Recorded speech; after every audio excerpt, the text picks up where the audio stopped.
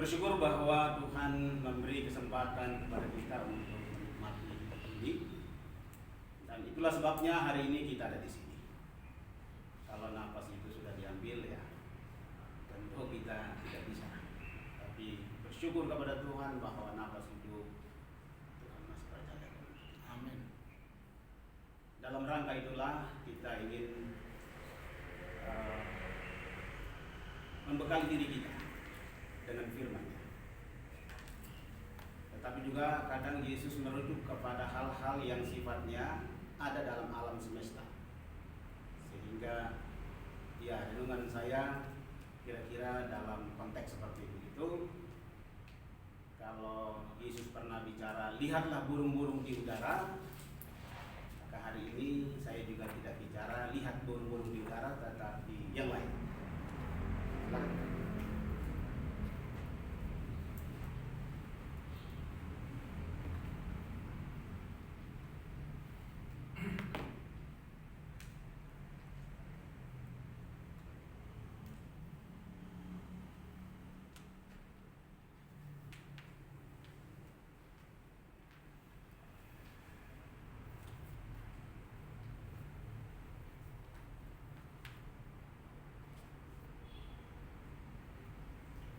Ya, kita akan membaca teks Lukas 19 ayat 1 sampai 6.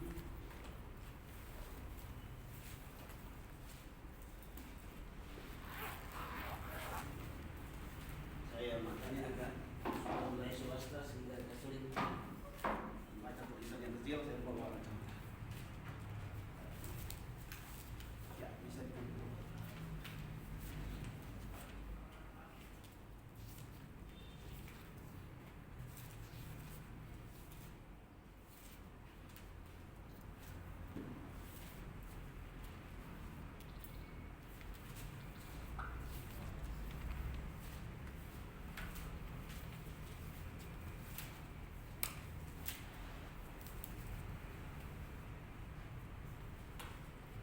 Atau salah satu mahasiswa yang bawa kita bisa membaca.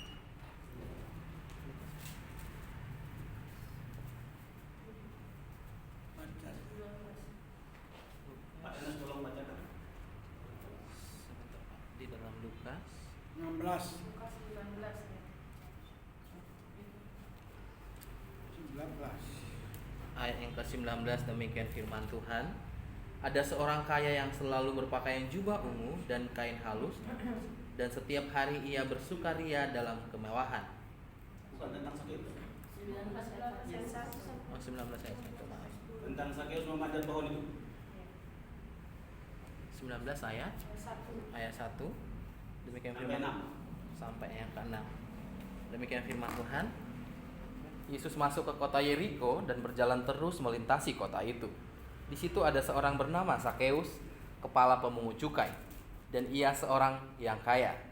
Ia berusaha untuk melihat orang apakah Yesus itu, tetapi ia tidak berhasil karena orang banyak, sebab badannya pendek. Maka berlarilah ia mendahului orang banyak, lalu memanjat pohon ara untuk melihat Yesus yang lewat di situ.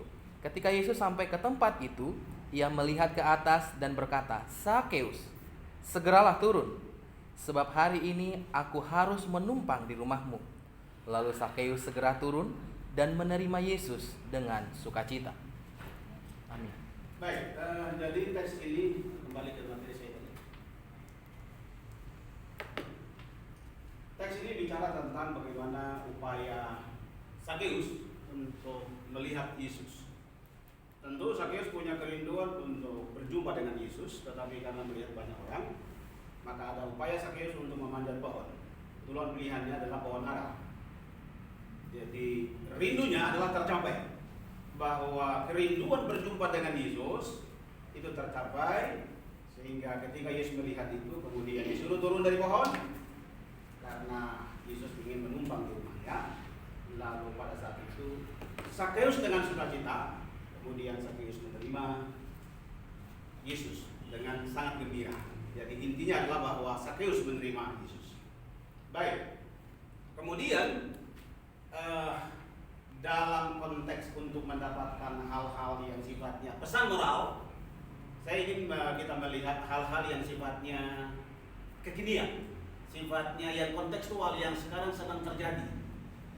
Maka saya menggunakan istilah narasi pohon Alkitab, pohon ara, pohon kontekstual atau pohon bonsai. Sekarang lagi marak orang apa? Bonsai. Cari apa? Pohon yang bisa diupayakan menjadi bonsai. Pohon yang dikerdilkan. Entah dari pohon apa saja. Tentu setiap pohon punya karakternya. Sehingga setelah saya memperhatikan itu, ada hal-hal yang mungkin kita bisa dapatkan dari situ. Ada pesan-pesan moral yang bisa kita dapatkan dari situ. Kemudian semalam saya mencoba menonton YouTube untuk saya mendapat gambaran yang dinarasikan oleh mereka-mereka yang membuat bonsai. Jadi narasi ini bisa dipakai untuk melihat video-video, kemudian kita bisa menilai. Baik, jadi topiknya adalah narasi pohon Alkitab atau pohon ara ke pohon kontekstual atau pohon bonsai. Ya, sebenarnya saking itu pendek, jadi kalau boleh disebut ini pohon sakis juga bonsai ini. Ya, tapi saya kira tidak demikian. Baik, kita lanjut. Ya, seperti begini, walaupun tidak persis tetapi secara visualnya untuk menolong kita melihat bagaimana upaya Sakeus untuk manjat pohon. Tapi kan kerinduannya tercapai, bahwa dia ingin melihat Yesus dan itu tercapai, dia menerima Yesus. Tentu dia harus turun dari pohon. Gitu. Tetapi saya tidak mau mengalegoriskan begitu. Biarkanlah teks itu bicara demikian. Ya, jadi ini sekedar untuk secara visual menolong kita bagaimana Sakeus berjuang, kemudian dia berjumpa dengan Yesus. Lanjut. Oke. Saya ingin masuk ke bonsai. Apa yang nanti kita peroleh dari bonsai? Pesan moral seperti apa yang kita dapat dari bonsai? Tadi saya sudah bilang bahwa Yesus juga sering merujuk kepada hal-hal yang sifatnya ada dalam alam semesta ini. Ketika Yesus bicara, pandanglah burung-burung di langit. Lalu dia sampaikan sesuatu, artinya bahwa Tuhan Allah memelihara.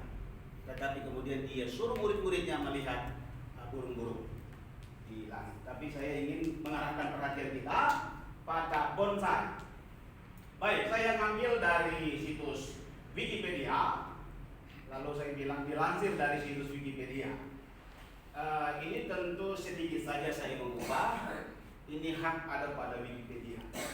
Bonsai adalah tanaman atau pohon yang dikerdilkan di dalam pot dangkal dengan tujuan membuat miniatur dari bentuk asli pohon yang besar sudah tua di alam bebas. Jadi kalau di alam bebas dia tumbuh secara bebas, tetapi ketika ada di tangan mereka yang membuat bonsai, maka pohon itu diupayakan supaya dikerdilkan. Jadi dia tidak tumbuh bebas lagi, tetapi dia tumbuh sesuai dengan kehendak dari sang pemilik bonsai itu. Jadi ada secara alamiah pohon itu tumbuh secara alamiah sebagaimana yang dirancang oleh Tuhan, tetapi bonsai itu kemudian dia bertumbuh juga berdasarkan kehendak dari yang punya bonsai. Ya, istilah bonsai juga dipakai untuk seni tradisional Jepang.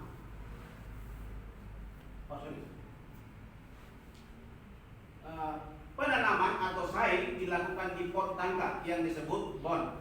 Jadi bacanya kira-kira model Ibrani bonsai, gitu ya. Bonsai. Istilah bonsai juga dipakai dalam seni tradisi Jepang dalam pengertian taman atau pohon dalam pot tangkal dan apresiasi keindahan bentuk dahan dan batang dan akar pohon serta pot tangkal yang menjadi wadah atau keseluruhan bentuk tanaman atau pohon. Jadi kata bonsai merupakan pelafalan bahasa Jepang untuk pensai. Ya, itu sedikit membangun pemahaman tentang bonsai. Karena bonsai bukan bahasa kita, tetapi sudah dipakai secara luas di Indonesia, mungkin di seluruh dunia. Karena saya melihat orang-orang bule juga mulai menggarap bonsai. Mereka pergi ke gunung-gunung gitu, cari pohon-pohon yang bisa dibonsai. Dan memang mahal bonsai. Ada yang sampai 20 juta. Ada yang mungkin sampai 100 juta. Ya, kita lanjut. Ya, sekarang saya bicara bonsai yang pertama. Ada banyak jenis pohon yang bisa dibonsai, tetapi saya bicara yang pertama adalah bonsai asam, atau orang sebut dengan asam Jawa. Saya sengaja memilih, dari sekian banyak itu saya sengaja memilih pohon-pohon tertentu. Jadi pohon kontekstual yang pertama adalah pohon bonsai asam. Kita sedikit melihat gambaran seperti apa. Ya, tidak usah melihat bapak yang berewok ini. Lihat saja, lihat bagaimana membentuk pohon asam itu memang tidak mudah. Membentuk sampai segitu bentuknya itu tidak mudah. Kalau membentuk pohon yang lain mudah, tetapi membentuk pohon asam itu sulit. Kebetulan di daerah saya banyak sekali. Kami suka potong ini kemudian untuk dijadikan gasing untuk bermain. Biasanya kami pilih yang lebih bagus. Jadi sekali lagi bahwa karakter pohon ini memang sangat kuat, keras, dan untuk membentuknya memang butuh orang. Saya kira beliau ini salah satu orang yang bisa membentuk bonsai dari pohon asam. Karena menurut dia ini jarang ada di dalam kontes bonsai. Yang biasa ada dan juara itu pohon-pohon yang lain. Oke, kita lanjut. Ya, ini dibuat melipit begitu. Ini tentu dari upaya untuk membuat seperti bentuknya begini. Jadi secara alamiahnya tidak begini. Tetapi itu kemudian dibentuk oleh bapak yang tadi jenggotan itu. Lanjut. Ya. Lalu bagaimana caranya? Rupanya saya juga kagum. Untuk membentuk seperti yang bentuk yang di atas, seperti ini. Jadi dipotong, disisakan sekitar seperempat begitu. Lalu seperti begini dibiarkan nanti menyatu, kemudian mungkin di sini dipotong. Lalu kalau dibelokkan lagi ke sini agak sulit.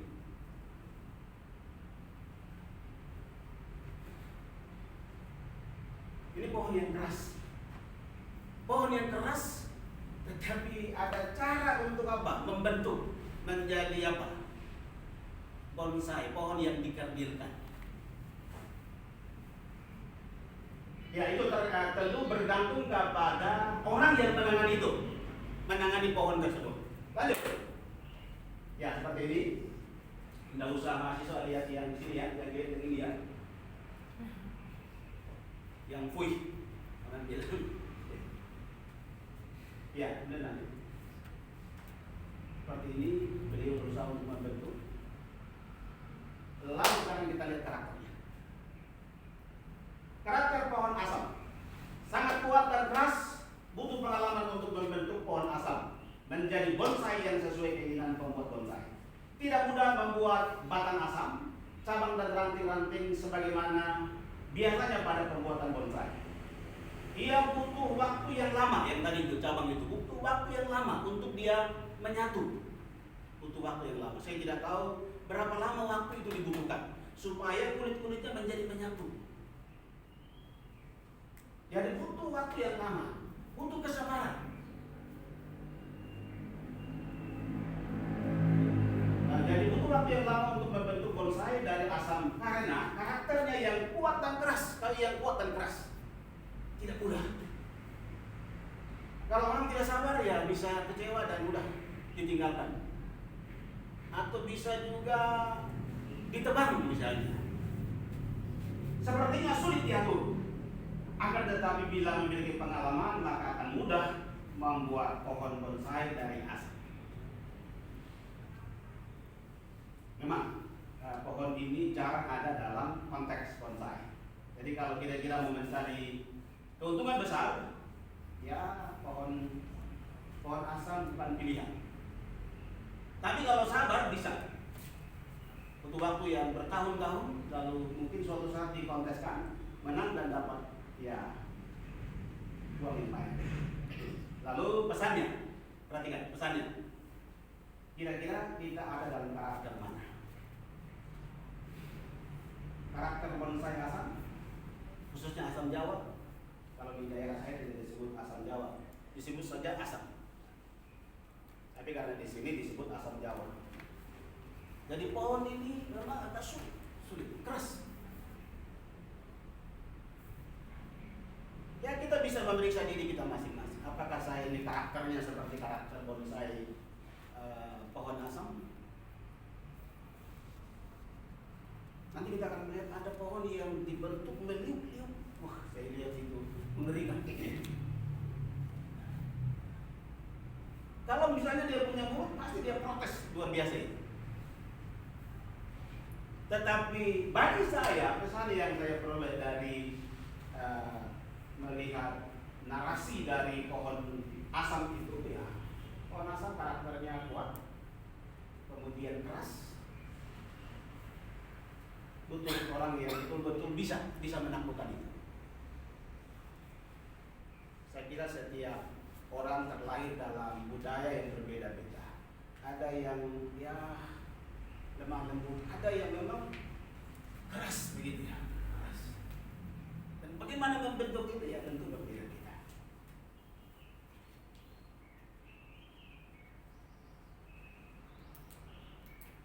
Ya tinggal kita merenung karakter seperti apa yang kita miliki. Ya kalau saya ya bisa juga ada karakter ini dalam diri saya.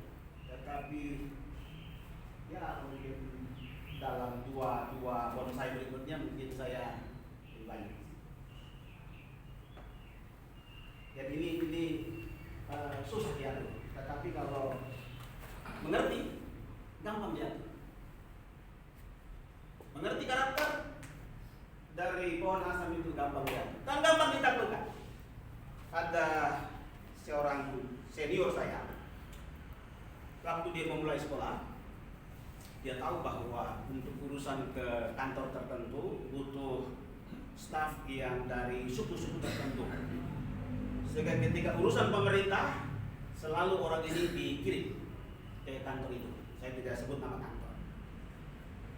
Tetapi kalau untuk medan pelayanan, beliau kirim orang-orang tertentu yang menurut dia tahan di daerah, tahan banting di daerah, kira-kira begitu. Apa saja yang dikasih dia bisa bertahan di kampung itu, di desa itu. Tetapi kalau untuk urusan pemerintah, dia akan suruh orang-orang yang memang ya lebih banyak orangnya di situ. Dan itu sukses. Saya salut. Oke, kita lanjut.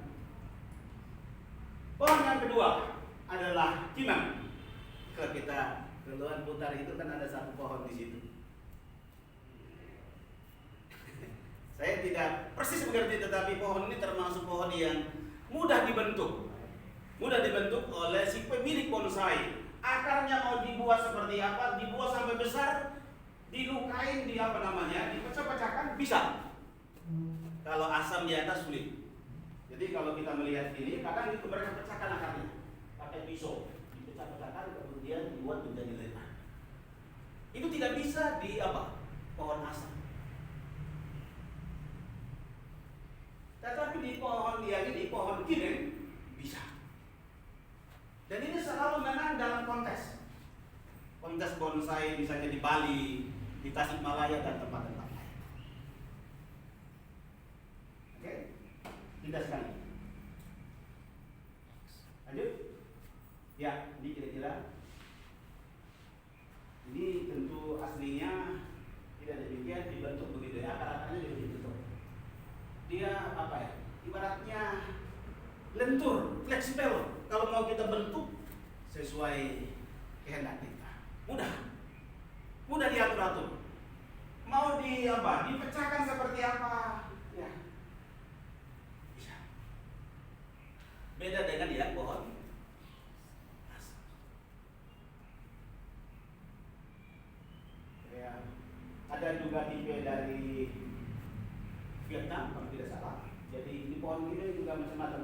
kepala. Oke, lanjut.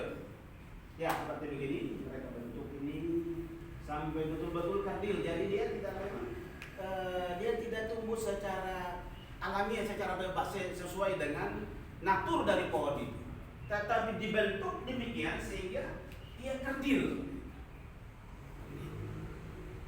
Jadi ia ada di dalam kehendak sang pemilik bonsai. Tetapi sang pemilik bonsai juga bersedia, misalnya akar-akarnya kadang dipotong, tetapi diberi pupuk dan lain sebagainya sehingga pada daun-daunnya tumbuh secara bagus. Tapi yang saya melihat adalah ini mudah mau dipecahkan seperti apa, besarnya seperti apa, tentu ada ukurannya. Jangan terlalu besar nanti juga mati. Jadi secara naturnya kan tumbuhnya di atas, tetapi bisa juga diatur seperti ini pakai kawat. Ini banyak kawat di sini ya, banyak kawat. Lalu, ya seperti ini, ini penuh dengan kawat-kawat begitu ya, penuh dengan kawat-kawat apa? Itu dibentuk. Bagaimana supaya dia bisa dibengkokkan dan lain sebagainya, harus pakai kawat. Itu pohon apa? Ya, pohon pimen juga Bapak. Pohon pimen. Pohon ini. Ya, pohon pimen. Jadi kalau saya selalu keluar kemudian ke Alfa itu, saya selalu lihat ada salah satu, tapi itu mungkin lokal Pak. Lokal. Ini dari luar. Dari luar ya. Jadi kalau kita melihat dalam perlombaan itu bagus sekali kalau pohon ini. Maka selalu juara di dalam kontes pohon ini.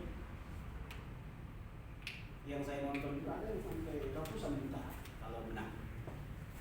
Tetapi juga kalau dijual mahal ini. Karena ini dipelihara bertahun-tahun. Oke, lanjut. Ya seperti ini mereka potong gitu ya. Ada cara potongnya gitu ya. Ada cara memotong. Jadi tidak motong sembarang tapi ada cara memotong. Ada buah. Bapak saya tidak bisa menjawab, nanti saya cari informasi lagi. Mungkin bunganya kali. Tapi di situ saya lihat ada buahnya. Kalau di tempat saya biasanya kalau mau cari burung di pohon pimen. Kalau kami bukan pohon pimen tetapi ada dalam bahasa saya. Jadi kalau mau cari burung di situ banyak burung di situ kalau dia sudah berbuah. Tapi saya tidak tahu yang pohon ini dia berbuah. Pohon pimen. Ya lanjut. Oke, kita lihat karakternya. Karakter pohon pimen. Setiap pohon punya karakter. Misalnya pohon ara kita juga punya karakter. Ada kemarin dipotong, lalu yang dipotong itu saya coba tanam, tapi tumbuh, satu tumbuh begitu. Biasa. Jadi disimpan di situ. Saya bilang ke Pak Satpam, saya ngambil 2 batang ya. Saya bawa, lalu saya lihat ada anak alon juga yang ngambil, dia mungkin bawa ke alon. Oke, kita lihat. Mudah dibentuk menjadi bonsai yang sesuai dengan keinginan pembuat bonsai. Batang pohonnya bisa disiasati menjadi pohon yang terkesan pohon tua. Selalu menang dalam kontes bonsai. Lalu pesan moralnya dalam bentuk pertanyaan. Apakah kita berkarakter pohon bonsai pimen? Pada waktu dibentuk itu saya kira sangat sakit. Kalau dia manusia pasti dia berkata sangat sakit. Kenapa? Dipecah-pecahkan sampai membentuk sebuah akar yang bagus, kemudian pohon yang kelihatannya pohon tua.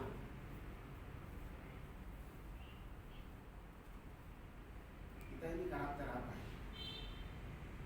Masing-masing kita bisa menebak diri kita sesuai dengan keberadaan kita di tempat kita masing-masing. Apakah orang karakter mudah ngambek, tidak mau diganti dan lain sebagainya. Jadi kira-kira siapa yang dipandang memiliki indikator karakter kita? Ya saya sedikit.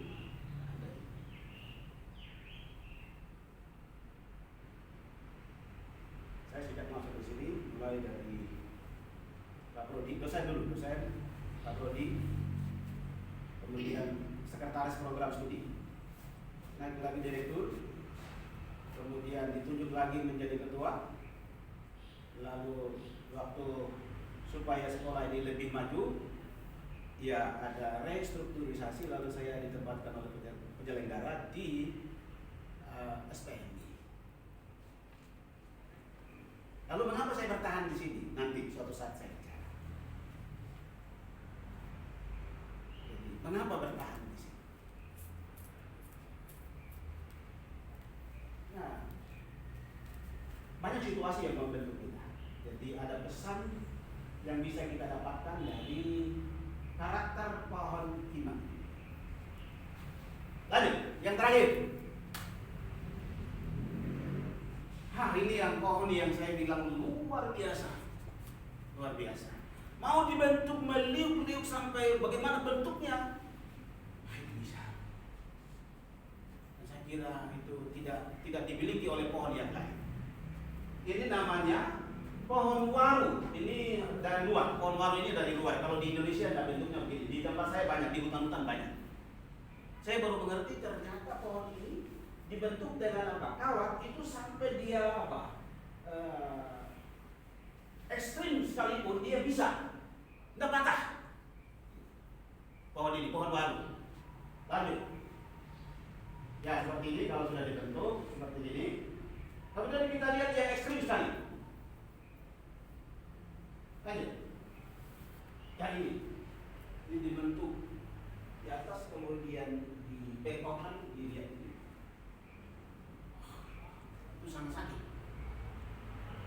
Coba pakai apa? Pakai kawat. Dan itu memang sangat luar biasa.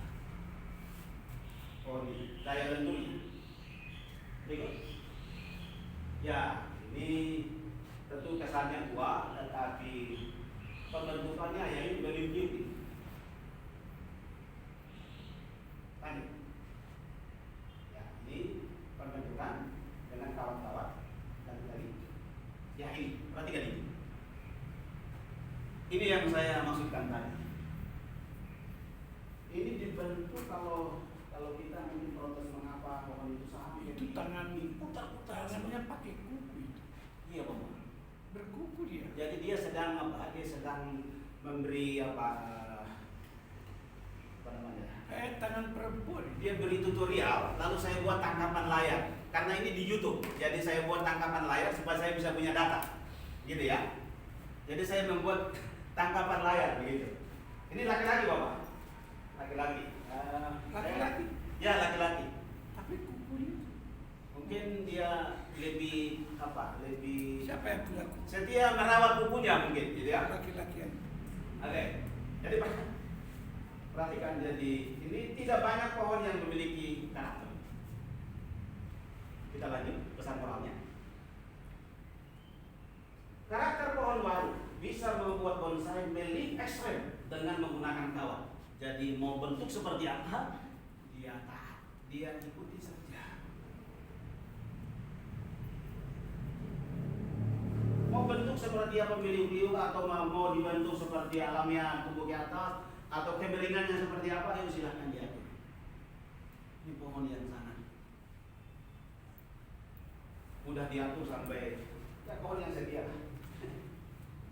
Mudah dibentuk, selalu memiliki peluang untuk menang dalam kontes bonsai. Sekarang pertanyaannya, kita berada pada karakter yang mana? Lalu siapa yang memiliki karakter ini? Saya kira ada salah satu dalam ini. Saya tidak sebutkan namanya.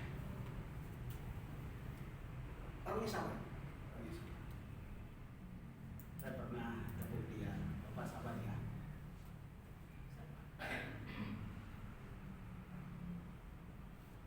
Ya, jadi dunia di mana kita berada dalam kehendak Tuhan yang membentuk kita. Saya kira Tuhan juga tidak mengkerdilkan kita, tetapi kita belajar sesuatu dari hal-hal yang biasa, yang alami, memberi pesan moral kepada kita untuk kita boleh menjadikan itu menjadi pelajaran dalam diri kita. Jadi, ya kalau dibentuk seperti begitu, ya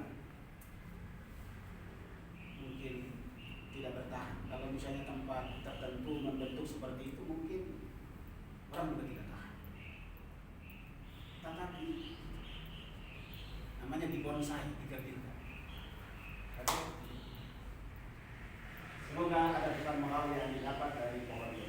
Salam buat saya. Amin. Di mana ada kemauan, di